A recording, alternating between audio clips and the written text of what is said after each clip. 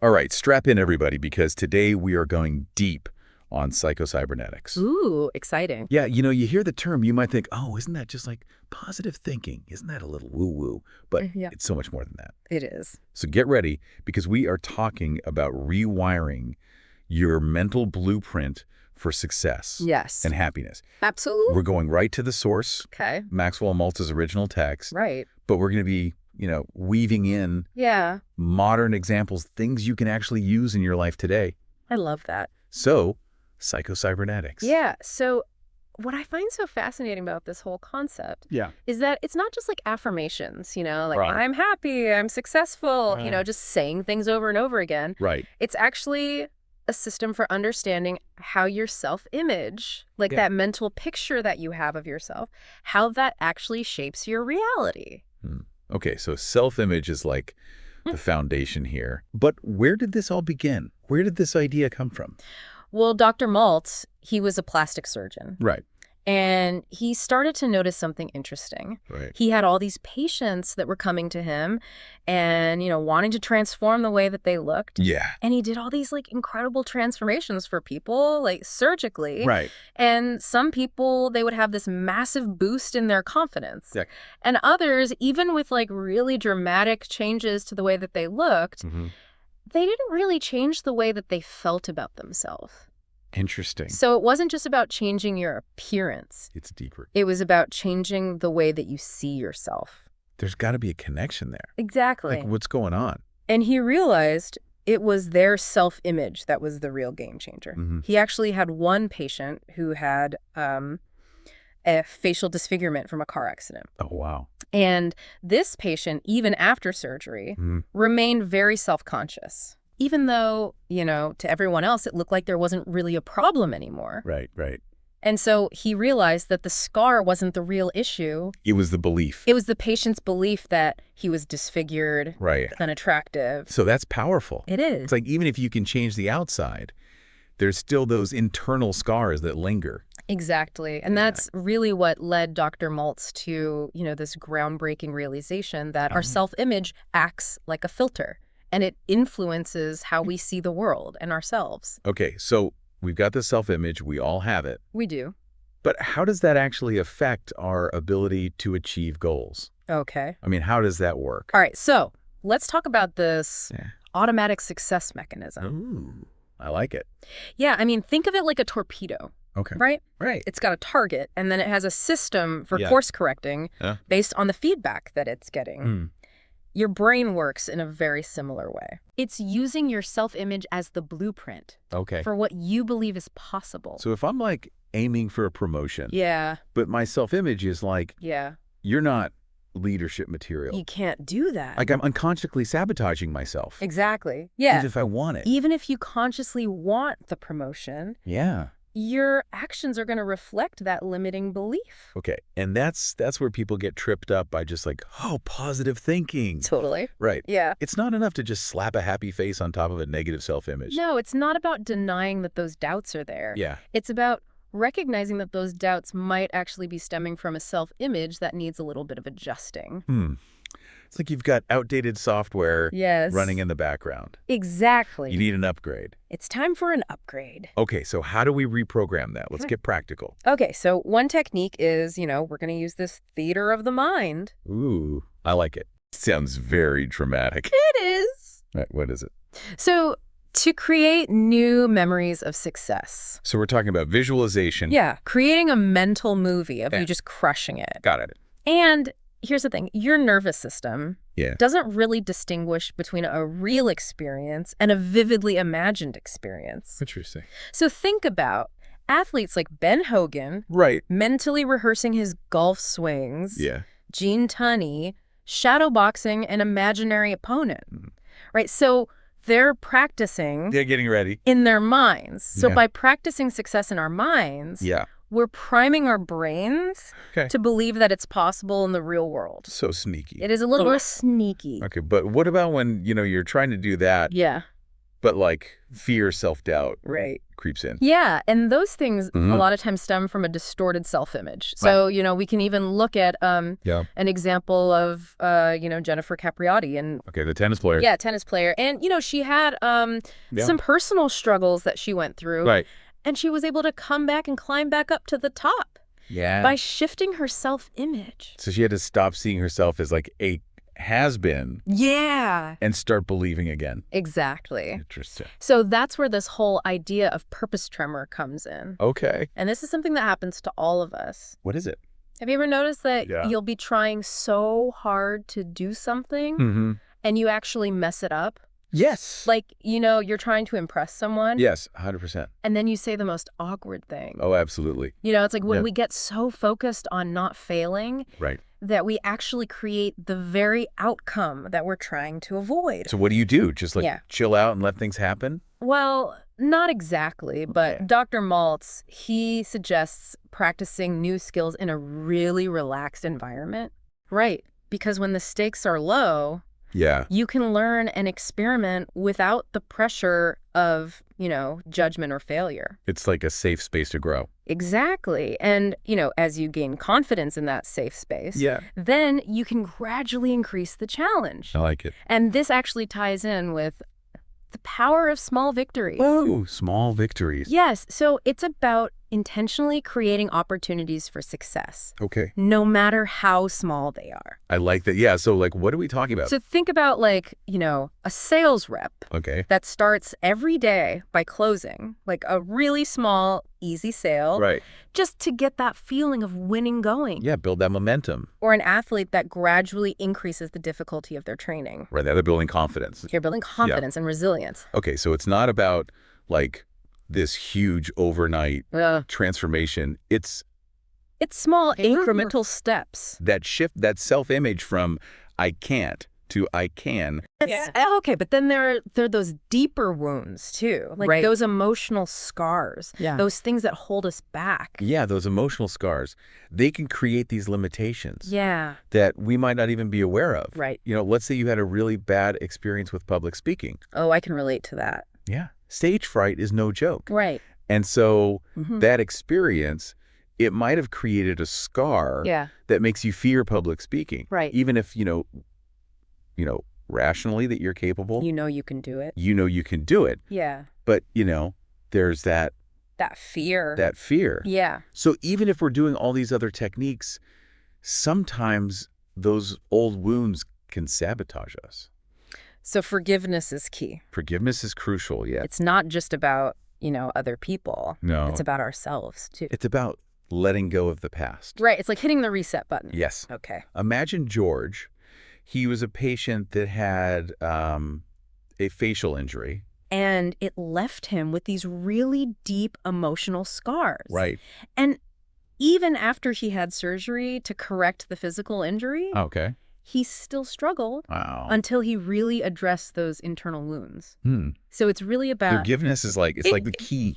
Unlocks the potential. It unlocks the full potential. It's like all these techniques. Exactly. Yeah. It's about letting go Yeah. of the baggage that's weighing you down. Okay, so we've got the foundation, self-image. We've got the system, the automatic success mechanism. Yes. We've got the tools, visualization, small victories, forgiveness. Yes. This is starting to feel like a roadmap. It is a roadmap. For change. Yes, a pathway to rewriting your internal blueprint. Love it. And achieving your goals. All right, you guys, I'm feeling pumped up. Yeah. This is just the beginning. It is. We're going to dive deeper into specific strategies for rewiring those mental grooves. And turning all of these insights into action. Yes. Stay tuned. We'll be right back. Welcome back, Deep Divers. Last time we were talking about how our self-image is like a blueprint that shapes our reality. But how do we actually go about updating those blueprints? That's the million-dollar question, right? I mean, we've established that just like slapping on a positive affirmation on top of a negative self-image is not enough. It's not enough. We need to go deeper. We do. It's about identifying those pesky limiting beliefs, and giving them a good reality check. Okay. Remember Dr. Maltz, he talks about rational thinking. It's not about just like blindly chanting these affirmations. It's about really scrutinizing those beliefs and seeing if they actually hold any water. So you got to hold those negative beliefs under a microscope. Yeah. Like, okay, is this really true? Is this true? Or is this just some outdated software running in the background? Exactly. And often what you'll find is that those beliefs, they're based on past experiences, things that happened, years ago, or even messages that we absorbed from our environment. Yeah, it's like we're walking around with all this mental baggage. Yes. That we don't even know we have. That we don't even know we're carrying. Yeah. Which brings us back to the importance of forgiveness. Right. It's not just about letting go of resentment toward others. It's about forgiving ourselves for past mistakes and recognizing that we are not defined by those mistakes. So forgiveness is like hitting that reset button. It is giving ourselves permission to start fresh. Okay, I like it. But then the question is, Yeah. how do you actually reprogram those old negative beliefs into something more empowering? Okay, well, this is where the theater of the mind comes in. Okay, we talked about that a little bit last time. We did, remember. Our brains don't really easily distinguish between real and vividly imagined experiences. So we can use that to our advantage by creating these mental movies where we're succeeding, achieving those goals that maybe feel a little bit out of reach right now. So it's not just about picturing myself crossing the finish line of a marathon. It's about visualizing the entire process. Okay. The training, the setbacks, the moments of doubt, how you overcome them. Yeah, like a mental highlight reel. Yes. It's like creating a mental highlight reel of your success. Love it. And here's the thing. Yeah. It's not just about passively watching this movie. Okay. It's about actively engaging with it. Got it. Remember Gene Tunney shadowboxing, that imaginary opponent? Mm-hmm. He was actively practicing, mentally preparing for the real fight. So it's mental rehearsal. It is mental rehearsal. Got it. It's like practicing a speech in front of the mirror or going through a presentation in your mind. Before the big day. Okay. And the more vividly we can engage our senses in these visualizations, yes. like seeing the scene, feeling the emotions, hearing the sounds. It's like creating a virtual reality experience. Ooh, I like it. For your brain. All right, so this is cool. We can train our brain for success. We can. But it takes more than just a few mental rehearsals. Right, it does. You're absolutely right. To reprogram a lifetime of negative self-talk. Right, and so this is where the importance of building a success habit comes in. Success habit, what is that? So it's about intentionally creating those small wins. Small wins. Those little victories that build momentum Yeah. and reinforce our belief in ourselves. Okay, I like the sound of that. It's like setting ourselves up for success. It is. In those everyday moments. Exactly. Dr. Malt, he talks about, this printing sales rep Yeah. who starts every day Okay. by making like one really easy sale. Just to get that feeling of winning going? Yeah, yeah. Or an athlete that gradually increases the difficulty of their training. So they're building confidence and resilience. They are, with every step. Okay, so it's not about like It's not about some grand overnight transformation. Just those small incremental wins. It is. That shift that self-image from I can't to I can. Precisely. It's about creating this positive feedback loop. Okay. Where success, no matter how small, leads to greater confidence, right? Which then leads to even greater success.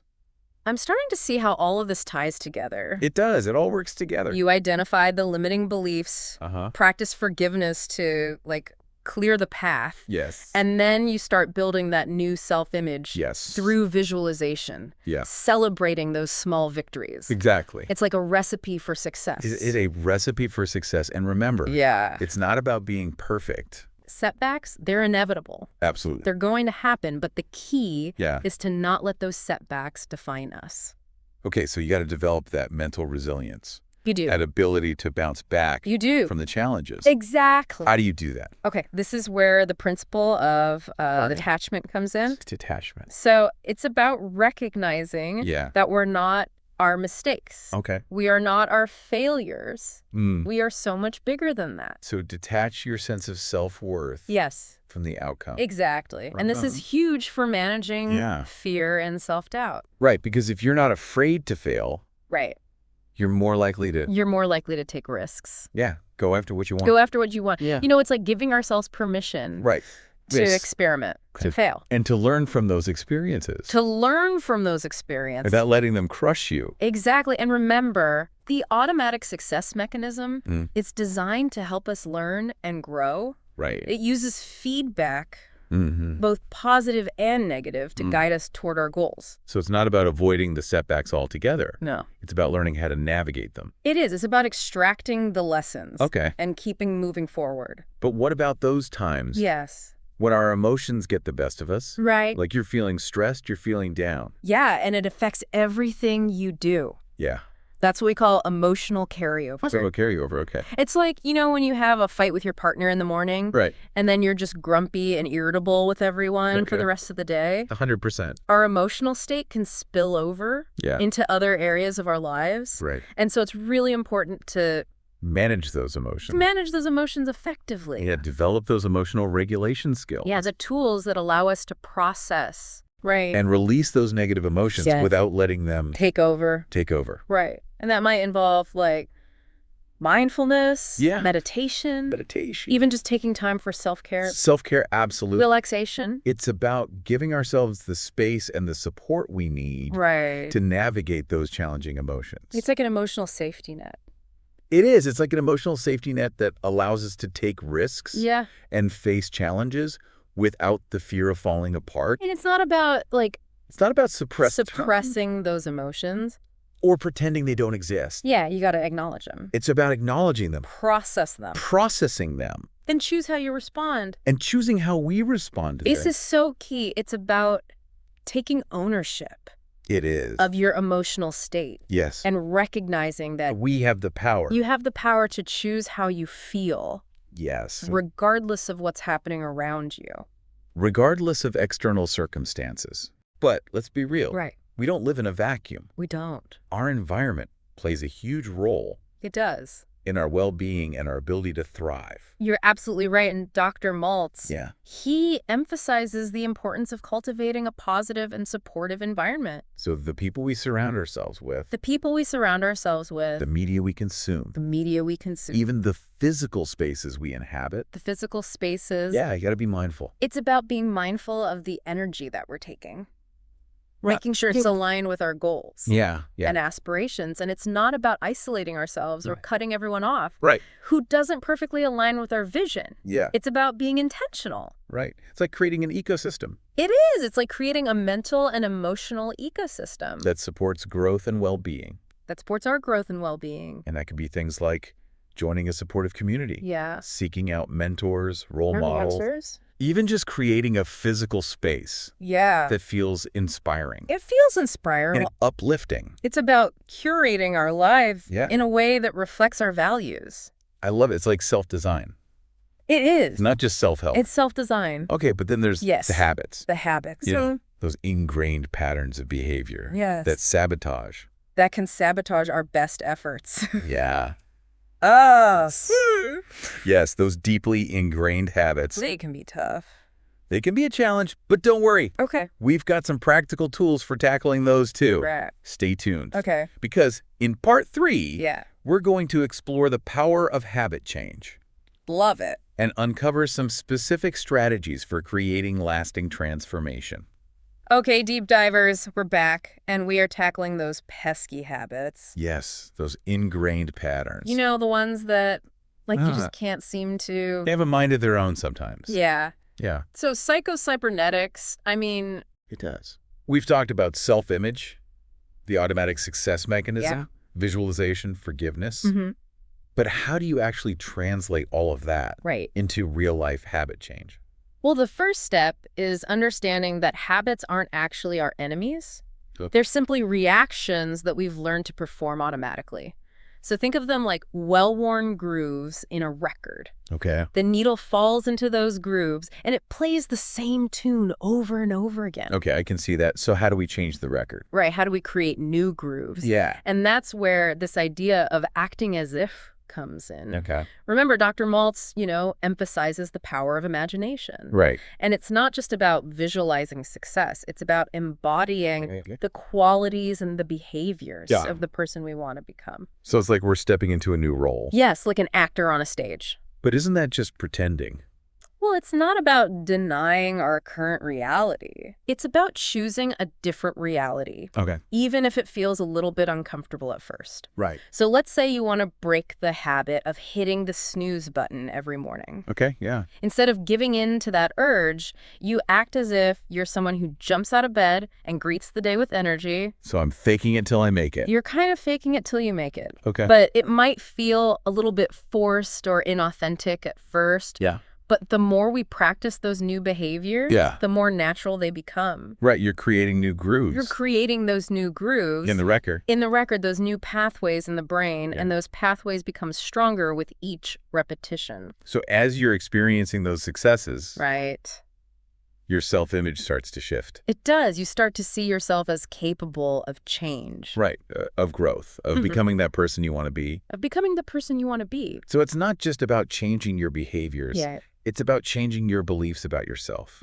Precisely. It's this really powerful cycle. Love it. Where as we act as if, we create these new experiences that reinforce our desired self-image. Right. Which then makes it easier to continue those positive behaviors. I like this a lot, but what about like those really stubborn habits? Right. The deep-seated ones. Yeah, the ones that feel almost impossible to break. Yeah. So for those tougher cases, Dr. Maltz suggests the technique of substitution. Substitution. So instead of trying to eliminate a negative habit altogether, which can be incredibly difficult. Yeah, just stop doing it. Yeah. Yeah, we can try replacing it with a more positive one. Redirect that energy. Redirect that energy towards something more constructive. And the key here is to choose a substitute habit that's actually compatible with our overall goals and values. So give me an example. Okay, let's say you're trying to break the habit of mindlessly scrolling through social media before bed. Yeah, I think we've all been there. We've all been there. Yeah. So instead of, just trying to stop cold turkey, you could substitute that with reading a book, spending time with loved ones, or practicing a relaxing activity like meditation. Okay, yeah, but how do you make those new habits stick? Right. That's the question. It's one thing to choose a substitute. Yeah. It's another to actually follow through consistently. Right. So this is where, a little bit of strategy comes in. Yeah. Dr. Maltz, he suggests What does he say? Attaching a strong emotion to that new habit. Okay. Emotions, they're powerful motivators. Yeah. And so if we can connect a positive feeling, like joy or excitement, to that new habit, we're much more likely to stick with it. So it's like, if I'm trying to make exercise a regular part of my routine, I should focus on how good it makes me feel. Yes. The energy, the vitality. The energy, the vitality. Rather than like, ugh, I got to go to the gym. This is a chore. Yeah, yeah. It's about shifting our focus. Right. From the have to the want to. The obligation to the enjoyment. From the obligation to the enjoyment. And it's also about being patient with ourselves. So important. Remember, habit change takes time. Yeah, this isn't an overnight thing. It's not about achieving perfection overnight. Small, consistent efforts. Small, consistent efforts. Create lasting transformation. So good we live in a world that's like, I want it now. Instant gratification. I need it now. I need it now. But real change takes time. It does. Dedication, self-compassion. And that's where, this concept of relaxation comes in. Relaxation. Dr. Maltz, he emphasizes the importance of approaching habit change. Okay. From a place of relaxation, not from a place of stress or force. So it's like creating a supportive environment for yourself. Both internally and externally. To make the journey a little easier. To make the journey a little bit easier. Practice self-care. Embrace those setbacks. Embrace those setbacks as opportunities for learning. Approach the whole thing with like a sense of curiosity and playfulness. Yes, not rigidity and self-judgment. We've covered so much ground today. We have. From self-image to the automatic success mechanism, creating new, empowering habits. Yes. It feels like we've been given like a whole new toolkit. It is. For creating the lives we really want. And remember, this is just the beginning. Right. The real magic happens. The real magic happens. When you take all this and put it into practice. Put it into practice. In your own life. Yes. It's about taking those small steps. Those consistent actions that create lasting transformation. Oh, I am so inspired to get started. Me too. Keep exploring. Yeah. Keep experimenting. And most importantly, keep believing in the incredible power you have. We all have that power. To shape your own reality. That's it. That's a wrap. That's a wrap. Deep divers. Until next time. Keep diving deep, keep learning, and keep reaching for your full potential. Absolutely.